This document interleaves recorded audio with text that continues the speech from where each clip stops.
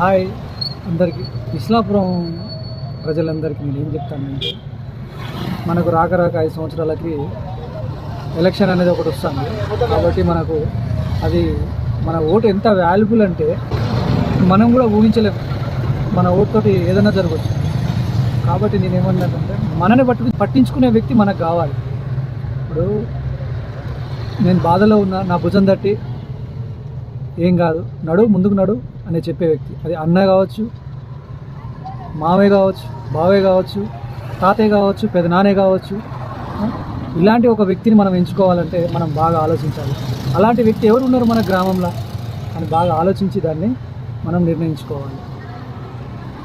ఇదిగో బావ అంటే అదిగో బామ్మర్ కానీ, ఇదిగో తాత అంటే ఆ చెప్పు మనవడా అని.